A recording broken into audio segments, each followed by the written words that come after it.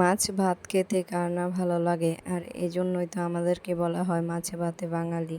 আসসালামু আলাইকুম, সবাই কেমন আছেন? আশা করি অনেক ভালো আছেন। আপনাদের দোয়ায় আমিও ভালো আছি, আলহামদুলিল্লাহ। কাল আমার ভাই চলে যাবে বিদেশ, তাই আমি 3টা মাছ ভেজে রাখছি আজ রাতেই, কারণ কাল সকালে আমি হয়তো সময় নাও পেতে পারি, কারণ স্কুলে যাব, ওখান থেকে বাসায় যাব, অনেক কাজ আছে। এছাড়াও সকালে আমাকে শুটকির ভর্তা বানাতে হবে, তাই আমি কিছু খাবার এখনই রেডি করে রাখছি। প্রথমে ভেবেছিলাম মাছগুলো রান্না করে দেব, কিন্তু পরে চিন্তা করলাম মাছগুলো রান্না করে দিলে হয়তো এই গরমে নষ্ট হয়ে যেতে পারে, তাই আমি চিন্তা করলাম ভেজে দিলেই সবচেয়ে ভালো।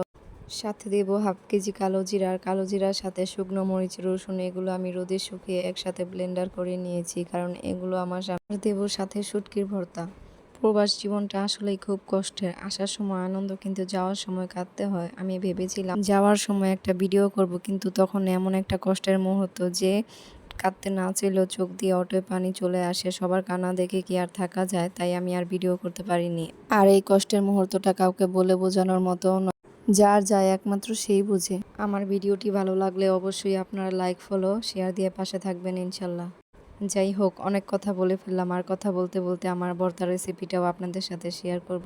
আমি এই শুটকি ভর্তাটা বানানোর জন্য প্রথমে এই শুটকি বেটে নিয়েছি পাটায়, এবং শুকনো মরিচ, সাথে কয়েকটা কাঁচামরিচ আর রসুন এবং আস্ত রসুন দিয়েছি। এই সব কিছু একসাথে বেটে নিয়ে চুলায় একটি প্যান বসিয়ে তার মধ্যে অল্প কিছু তেল দিয়ে সব কিছু একবারে দিয়ে তারপর নাড়তে থাকবো। তারপর অল্প একটু পানি দিব।